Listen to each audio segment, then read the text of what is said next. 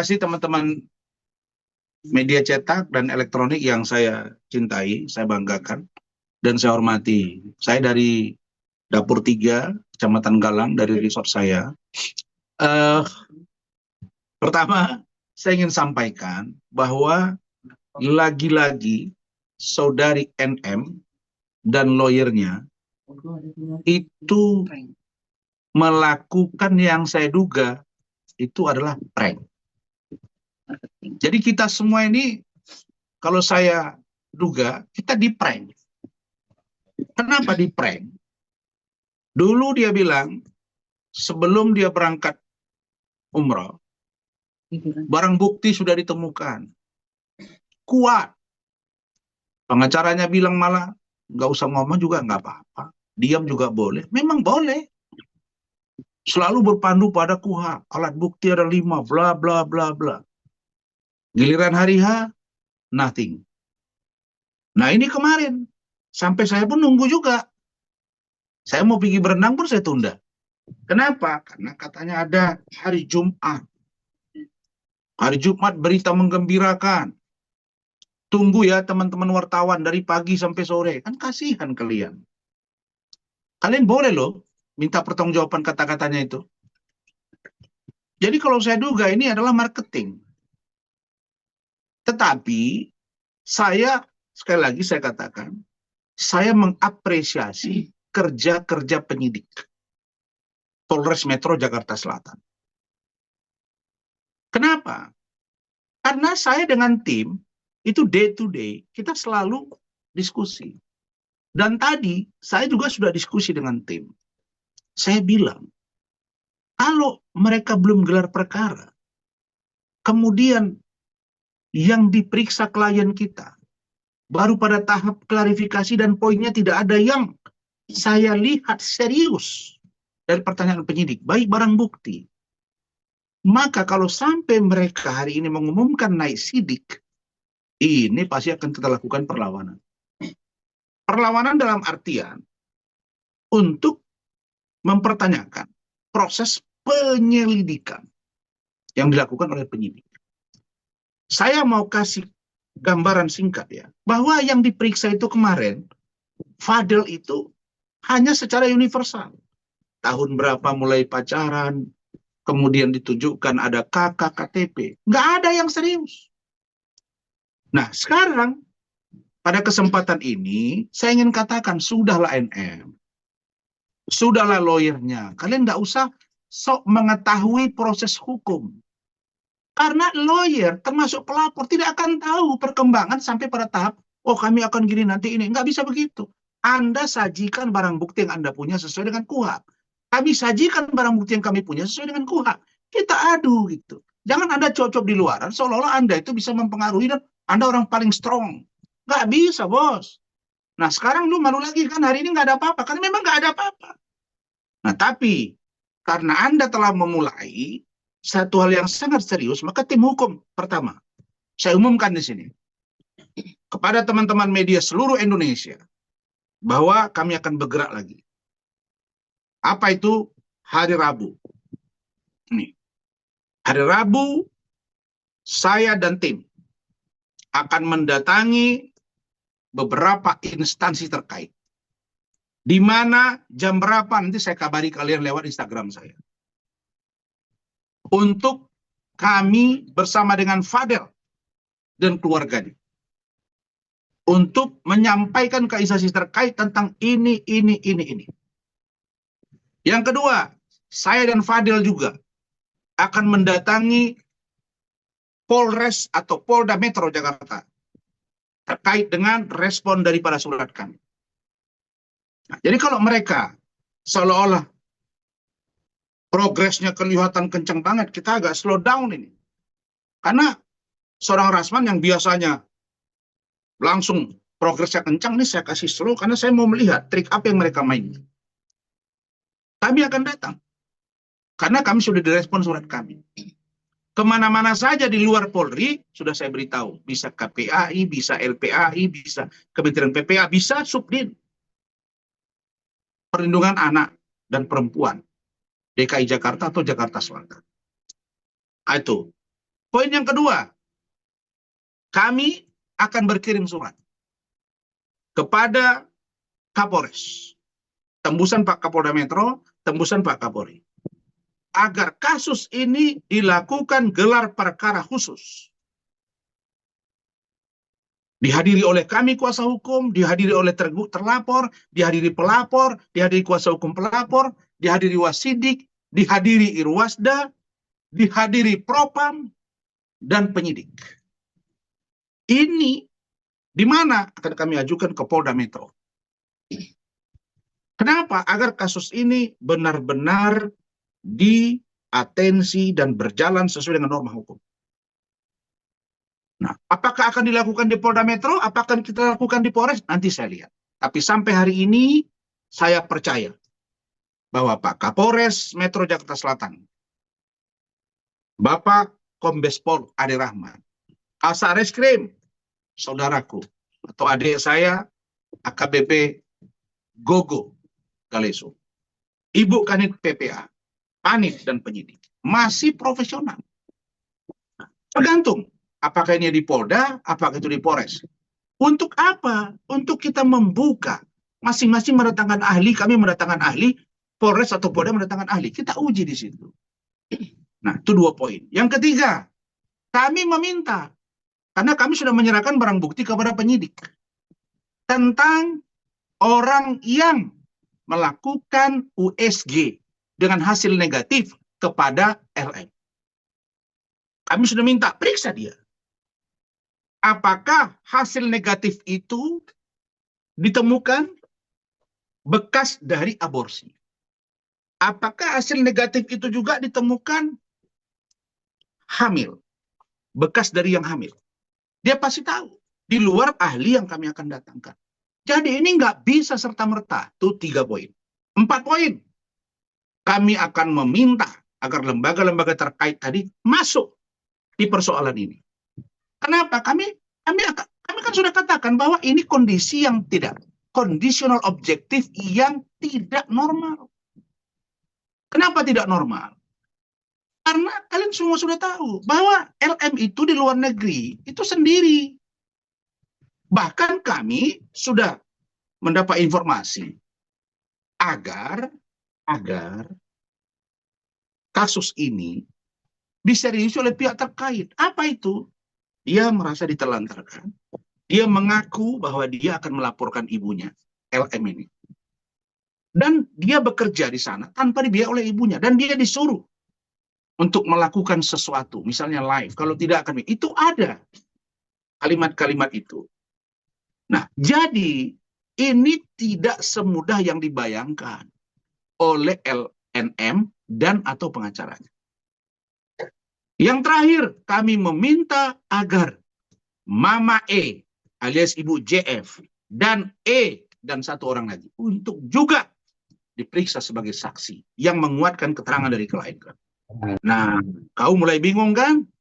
NM, mulai saya sasar ini. 5 poin ini harus dilaksanakan sebagai upaya prosedural mencari kebenaran dari kasus ini. Suratnya sudah saya terima. Mereka dari UK bersedia memberi keterangan. Teknisnya kita atur. Bisa lewat Zoom, bisa lewat daring, bisa datang langsung. Nanti diatur. Tapi prinsip dasarnya, dia mengetahui perjalanan hidup seorang seorang LM ketika berada di UK, kemudian tinggal di kediamannya, berhenti sekolah, masuk sekolah lagi, mereka bantu. Bagaimana hubungan pacaran dengan Fadil? Mereka semua memahami kondisi ini. Makanya saya tadi kaget, kalau sempat naik sidik, belum diperiksai barang-barang ini semua yang saya sebutkan tadi. Wah, ini berbahaya sekali. Nah, ini yang nanti membuat kami bereaksi sampai ke Polda, sampai ke Mabes. Tapi saya percaya, sampai dengan setakat ini, kalau bahasa Malaysianya begitu, sampai dengan saat ini, kami melihat Polres Metro Jaksel masih profesional. Jangan paksakan sesuatu yang tidak dilakukan oleh klien kami. Apalagi poin penting dari penjelasan saya sore hari ini, yaitu agar kami tahu betul bagaimana posisi LM. Kami juga ingin melihat LM seperti apa. Kami ingin melihat keterangan LM. Karena kami menduga kalau tidak dilihat, disaksikan oleh instansi yang tadi, kami curiga nanti keterangannya akan berbeda. Kenapa? Karena LM itu udah ngadu bagaimana perilaku NM terhadap dia. Jadi kalau dia memberi keterangan yang berbeda, kami harus tahu ini di bawah tekanan atau tidak. Makanya kami libatkan instansi terkait. Dan kami berhak juga tahu dong. Kalau keterangan dia merugikan klien kami, maka kita minta konfrontir. Berhadap-hadapan. Bukan orang itu berantem, kan tidak. Memberi keterangan. Kenapa? Karena kami tahu. Dan sudah dijelaskan oleh saudara Bangkit, tim hukum yang lama yang sering bergabung ke saya, mengatakan bahwa LM sudah bahkan membuat surat. Dan akan ditandatangani setelah semuanya dibuat berita acara untuk melaporkan NM. Ini kan tidak normal. Jadi para ibu-ibu, bapak-bapak, semua orang muda, paham dong bahwa masalah ini adalah kasus yang lex spesialis. Memang ada kasus yang disebut dengan lex spesialis, lex generalis. Iya. Tapi ini hal yang spesifikasi juga dipahami, ada apa dengan seorang LM dengan NM. Orang semua sudah tahu kok, dia mau melaporkan ibunya, dia sudah berantem dengan ibunya, dia dimaki-maki oleh ibunya ngomong bahwa tidak dianggap sebagai anak, dibuang dari kakak, kalau meninggal mati saja. Begitu juga dengan LM, dia juga sudah marah, panggil-panggil kata-kata kasar. Lah ini kan tidak normal. Jadi jangan dianggap sedikit-sedikit, oh ini anak di bawah umur, terus lu boleh lakukan sesuatu terhadap anak di bawah umur, nggak boleh juga dong. Nah itu dia pertimbangannya. Silakan, itu penjelasan saya. Nanti saya akan info lewat Instagram saya ketika saya akan berada di Jakarta. 1 hari sebelum saya ke Jakarta, saya akan info. Kami akan lihat kepentingannya, LPSK seperti apa, KPAI seperti apa, LPAI seperti apa, Kementerian PPA RI akan seperti apa, Subdit Dinas dari Perlindungan Anak dan Perempuan seperti apa. Kami akan dalami. Kita nggak mau gerasa gerusuh. Nah, kalian harus tahu inilah profesionalisme seorang lawyer. Saya dimanapun berada, saya selalu ikuti gitu. Termasuk saya melihat perkembangan preskon tadi, karena saya juga mau tahu apa sih yang menggembirakan. Ya, mungkin dia pun di Tanah Suci pun masih melihat perkembangan ini gitu. Begitu, saya bukan mencampuri urusan NM ya, tapi menurut saya ya, kalau ente lagi merombok, kalau lagi live itu pakai hijab lah. Itu kan Tanah Suci, bro. Ya, janganlah ya, jangan ya. Itu saya sebagai umat muslim agak kurang nyaman saya gitu. Kalau Anda merasa terpaksa berhijab selama di sana, ya berhijab lah. Memang itu kan Tanah Suci. Orang yang bukan muslim aja nggak boleh masuk sana. Di Tanah Haram ya, maksudnya Makkah Madinah itu. Nah, itu yang saya ketahui. Saya cuma mengatakan itu gitu ya. Saya senanglah dia berangkat. Mudah-mudahan Allah menjaga ya, membuka hatinya untuk melihat masalahnya dengan terang benderang, tidak sepihak. Begitu. Ya. Bukan kami yang manggil. Adinda, yang manggil itu bukan kami, Adinda. Saya wait and see dan tim. Kami tunggu, kami lihat.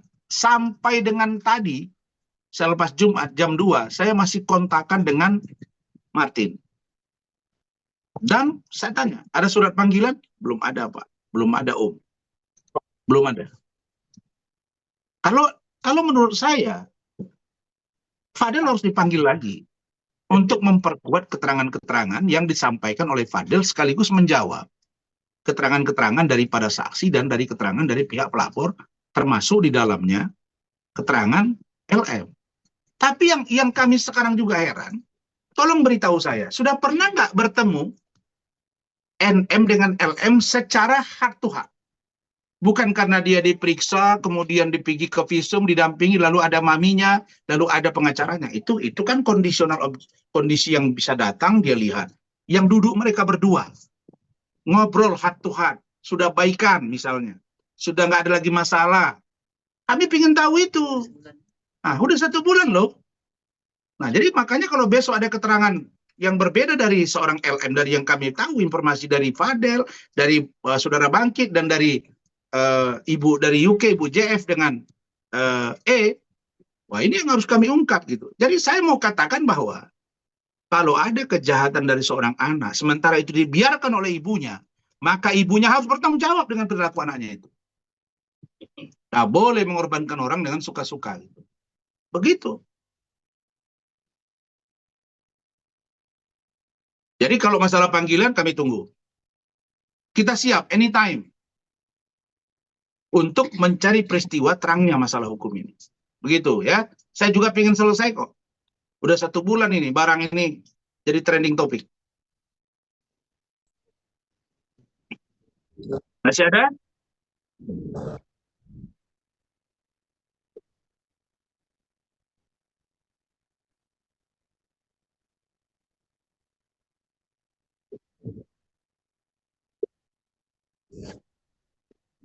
Ya,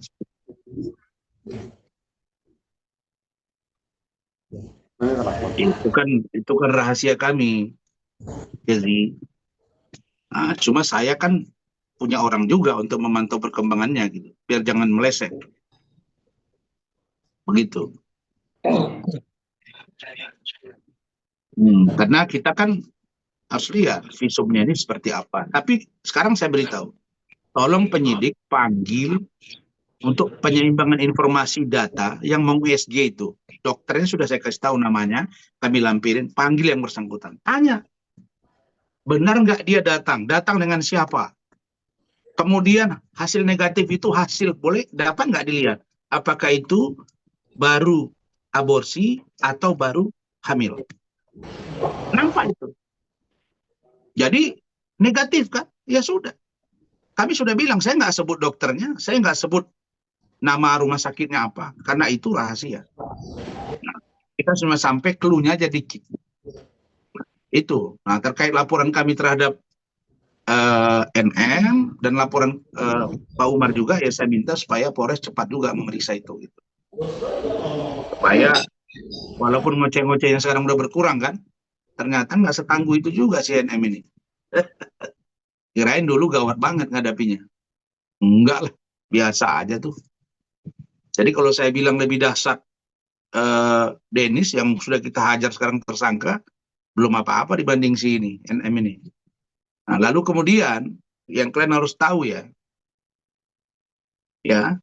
NM ini sudah berkali-kali bilang bahwa ini pasti akan masuk penjara, Fadel dengan keluarganya.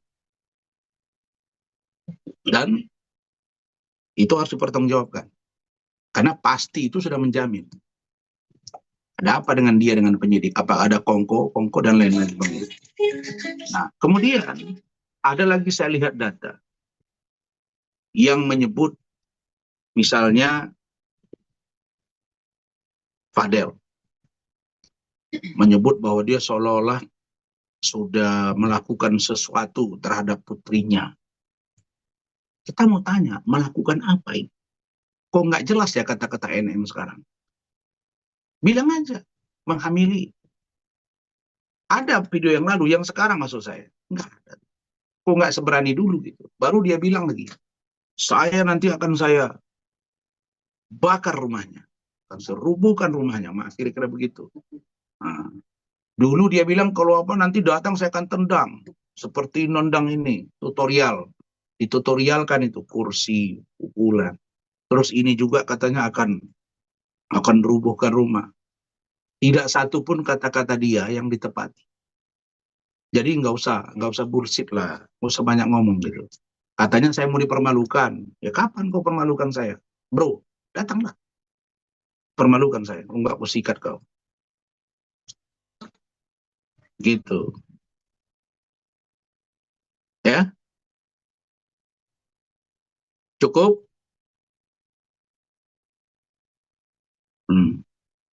Cukup.